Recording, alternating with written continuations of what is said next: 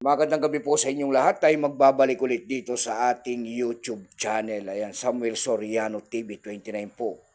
Para pag-usapan ulit ang coins kung magkano na ang kanyang presyo sa ating mga online selling. Sa naman tayong kolektor. Ayan, hilig natin mangulikta ng barya. Kaya ho tayo nandito guys. Ayan, nagbibigay ng kanilang mga presyo. Ayan.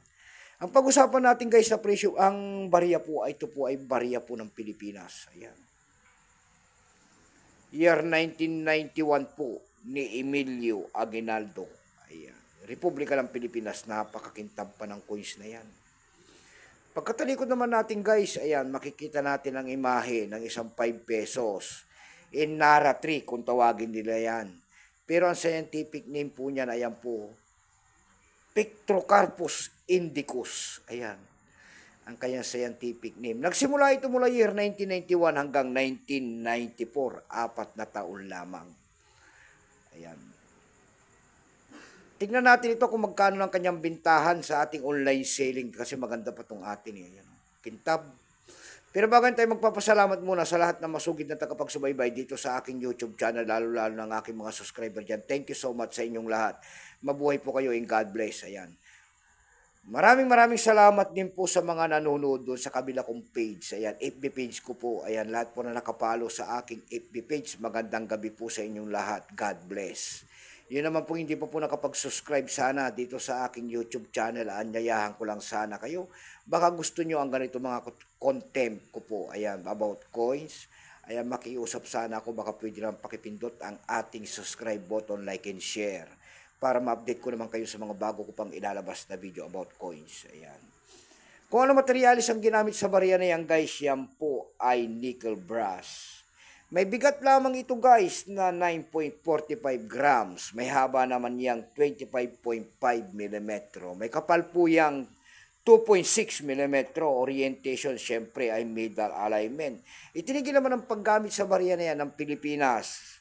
Na-demonetize yan kung tawagin nila noong January 2, 1998. Number NDAS 3051. Reference number KMDAS 259. Ito pong year 1991 na ito guys, ito po ay 62%.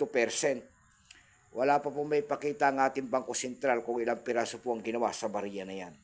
May appraisal price na rin po yan doon sa ating lumista kung tawagin ng ating mga kolektor. Ayan. Binigyan na po ng presyo. Yung kanyang very fine po ay 40 pesos ang kanyang halaga.